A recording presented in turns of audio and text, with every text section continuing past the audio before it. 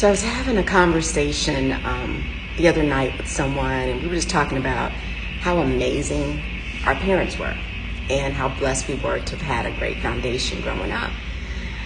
But we both had lost parents very early in our journey.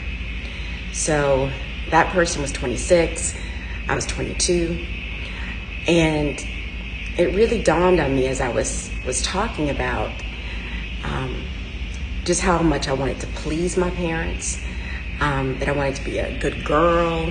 I wanted to hear their praises to other people about me, that somehow I got it twisted over the years that I was really trying to seek their affirmation, their approval, versus God's approval. And it wasn't until I built my own relationship with God and was saved in my late 20s that I started really working towards his approval.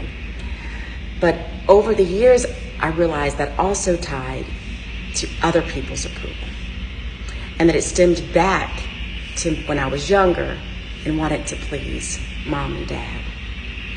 Well, now as a parent, I have to be really careful not to be that same way for my own kids. Not only for them, because I'm not their God at all. You know, I'm their mother, but I'm not their God. And they need to know that. But also, as parents, we gotta know that.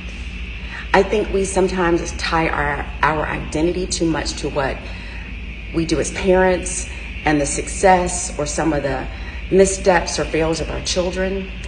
And if for some reason things go astray for our kids, we then carry that as a part of our identity as failures, when no. God gave them to us, of course, to bring them up in his ways. But their journey is not attached to our identity as far as whether we're good parents necessarily or not. Each and every one of us has our own destiny and journey with God.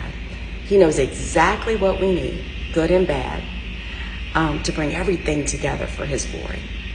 And I am going to make sure that, first of all, I don't set my kids up to think that in some way I'm their God, because I want them to look to him and not me. But I also don't want to carry that burden, because it's not my burden to carry. So, I don't know, I just was this morning in my prayer time thinking about that, and I wanted to share it with somebody out there who may be just like me, that you're first of all trying to please your parents, which I think that's admirable, right? Who doesn't want to please their parents? But don't get it twisted. The most important relationship is that relationship with God. Make sure he directs your path. And as parents, we got to make sure we're not so controlling that we get in the way of that. God's in control. He sets the path. We're just here as vessels to help bring them up in the way in which he would want them to go.